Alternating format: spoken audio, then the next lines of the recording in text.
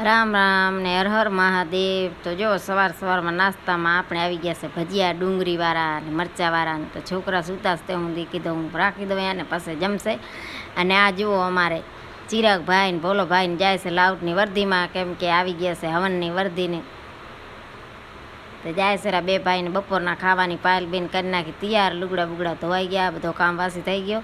લીલી ચોરીનું શાક કરવાનું છે, ચોરી બાફી નાખી છે અને હવે મસાલા નાખે છે, હળદર ધાણા જીરો મરચો અને ચટણી કરીને નાખશે ઉપરથી। તો અમે નથી નાખતા કેમ કે વઘાર્યો છે બાફીને, એટલે ચટણી નાખી પહેલાં અને પછી આપણે ચોરા નાખવાના છે, આવી રીતના વઘારવાનું છે। અમે તો આવી રીતના જ વઘારીને છીએ શાક।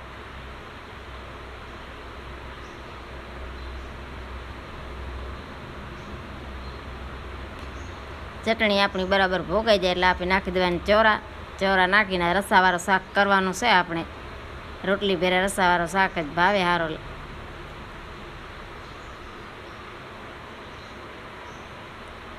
રસાવાળું શાક આપણું થઈ ગયું તૈયાર ને ખાવાનું બની ગયું છે, તો હવે દઈ દીધો ખાવાનું। બપોરા ભજીયા ને ગાંઠિયા ને બરફી ને આપણું ખાવાનું હતું ને પાયલબેન ગરમ ગરમ રોટલી બનાવે શેરા, અને પછી આવી ગઈ પાઉંભાજી। તો દ્રષ્ટિ ને સેયા ને પાઉંભાજી ખાય શેરામાં દેર નહીં ગયા હતા ભુજ દવા લેવા, તો લઈ આવે છે પાઉંભાજી। તો જુઓ કેમ ખાય છે ભૂઈ ભત્રીજીને વઢે છે। હું ભોલો આવ્યો વર્ધીમાંથી, તો એને આવ્યા છે પેડા, મારા જે દીધા છે પેડા, તો પેડા લઈ આવે। વિડીયો લાઈક શેર અને સબસ્ક્રાઈબ કરીને